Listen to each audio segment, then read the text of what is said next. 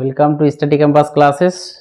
তোমাদের আজকে যে আপডেটটা নিয়ে এসেছি 4.0-র, তোমরা অনেকেই বলছো যে 4.0-র কি খবর হলো, কি হবে না। অনেকজন ডিমোটিভেট হয়ে গেছো যে 4.0 হবে কি হবে না, এবং 4.0 হবে এটুকু নিশ্চিত থাকো, বাট ডিলে হচ্ছে। কারণটা সবাই বুঝতে পারছো যে 3.0 কিন্তু এখনও কমপ্লিট করতে পারেনি, এবং যত কারণ হচ্ছে সেটাই, ওটা যতক্ষণ না কমপ্লিট হয় এবং পুরো ডেটাগুলো যতক্ষণ না ডিস্ট্রিক্ট থেকে আসে ততক্ষণ কিন্তু নোটিফিকেশন বেরো হবে না।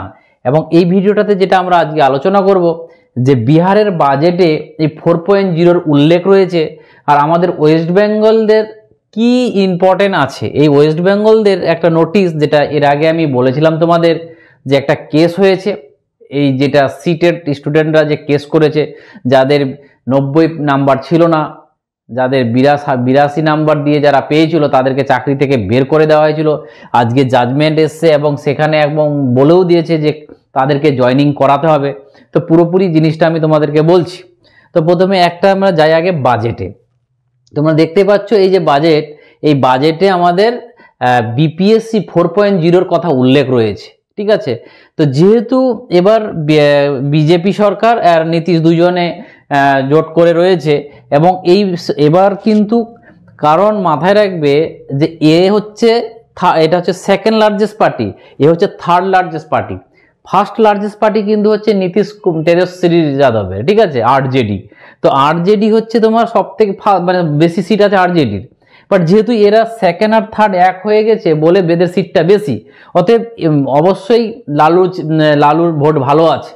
তো এবছর যেন সেই ভুলটা যেন না হয় বা কিছু, তার জন্য বাজেটে কিন্তু অনেক টাকা বাড়িয়েছে।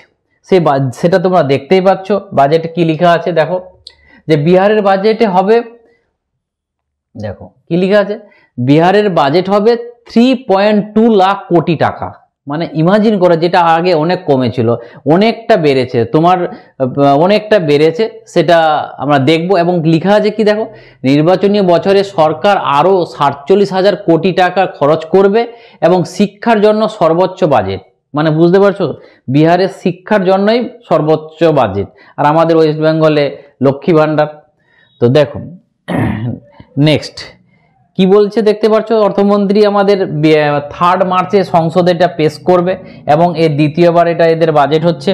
এবং যে কথাটা আমাদের ডিরেক্ট আমি চলে যাচ্ছি যে জায়গাতে আমাদের বলেছে এই 4.0-র কথাটা বলেছে। দেখো 4.0-র কথাটা কি বলেছে, দেখো কি বলেছে যে 2025-26-এর অর্থ বছরে যে সরকারের যে অগ্রাধিকার শিক্ষা, স্বাস্থ্য, কৃষি, কর্মসংস্থান টিআরই 4-এর অধীনে 80,000-এর বেশি শিক্ষক নিয়োগ করা হবে। এর পাশাপাশি অন্যান্য এলাকায়ও 5 লাখ, মানে এই শিক্ষক ছাড়াও আরও 5 লাখ ভ্যাকেন্সি নিবে। কোথায়? বিহারে। তো দেখো যেহেতু বাজেটে এই কথাটা উল্লেখ রয়েছে, তো একটা কিন্তু এটা মাথায় মানে ভালো একটা জিনিস বলতে পারো। কারণটা হচ্ছে 4.0-টাকে কিন্তু ছাড়ছে না বিজেপি সরকার বা নীতিশ কুমার, ঠিক আছে। অতএব 4.0-টাকে ওরা কিন্তু মুদ্রা বানাবে। তো এইটুকু নিশ্চিত রাখো, 4.0-টা যে কোনো হালতে ওরা কিন্তু নেবে। তো তোমরা যারা পড়াশোনা করছো না তারা কিন্তু ভুল করছো। পরীক্ষা হবে এবং এর সাথে সাথে পারলে ইএমআরএসটাও দেখাশোনা করতে পারো তোমরা, ঠিক আছে। কারণ ইএমআরএসটা ও খুব তাড়াতাড়ি আসবে, খুব একটা সময় দেবে না। তো তার জন্য ইএমআরএস এর জন্য যদি প্রিপারেশন নাও তাড়াতাড়ি নিতে পারো, ঠিক আছে। এবার আমরা চলে যাব যে এই গল্পটা কি। এটা একটা আমরা এর আগের দিনে আমি একটা ভিডিও দিয়েছিলাম, কি বলেছিলাম ওখানে যে আমাদের যখন এই 2.0 হয়েছিল, তো তখন কিছু কিছু ছেলে বাইরের স্টেটে কি বলে যেন সিটেট অনুযায়ী তারা কিন্তু অ্যাপ্লাই করেছিল। তো সিটেটে ওখানে নোটিফিকেশনে লেখা ছিল যে যারা মহিলা তাদের জন্য সিটেটের জন্য যেটা ছাড় পাওয়ার সেটা পাবে। এবার কি হয়েছে, তাদের চাকরি চলে গেছে অলরেডি। কেমন করে চাকরিটা গেল? কারণ আমরা দেখেছিলাম কিছুদিন আগে যে যারা 90 পায়নি তাদের কিন্তু 60% পায়নি, তাদের কিন্তু চাকরি চলে গেছে। কারণ তারা নাকি বাইরের স্টেটের, তাদের জন্য রিজার্ভেশনটা কাজ করবে না। কিন্তু বলেছিলাম, কিন্তু হাইকোর্ট কি বলেছিল কিছুদিন আগে, যে হ্যাঁ ওদেরকে চাকরি ফিরিয়ে দিতে হবে। এবার হাইকোর্ট একটা নোটিশ বের করেছে যে যারা যারা পুরোপুরি অলরেডি যাদেরকে চাকরি থেকে বার করে দিয়েছে তাদের পুরো ডেটা চাইল। কেন? কারণটা ওদের চাকরিটা ফেরত দেবে, এবং সেটা তোমরা দেখতেই পাচ্ছ যে নোটিশটা, তাদেরকে চাকরিটা ফেরত দেবে, তো তাদেরকে পুরোপুরি দিতে বলেছে। তো যাই হোক, এই নোটিশটা তোমরা নিজেরা পড়তে পারো, যে যাদের অলরেডি চাকরি চলে গেছিল, সে বাইরের অন্য স্টেটে, আমাদের ওয়েস্ট বেঙ্গলের আছে, ইউপির আছে, রাজস্থানের আছে, বাইরের যে স্টেটেরই ছেলেরা অ্যাপ্লাই করেছিল তারা কিন্তু বাদ গিয়েছিল। কারণ নোটিফিকেশনে কিন্তু লেখা ছিল শুধু ছাড় হবে মেয়েদের ছাড়, কিন্তু মহিলাদের কিন্তু সেখানে কিন্তু বলেনি যে অন্য রাজ্যের। এবার কথা হলো যে আমরা যে 4.0 দেব, এই 4.0তে কি তারা কি দিতে পাবে? এটা হচ্ছে ডিপেন্ড করবে বিপিএসসির উপর।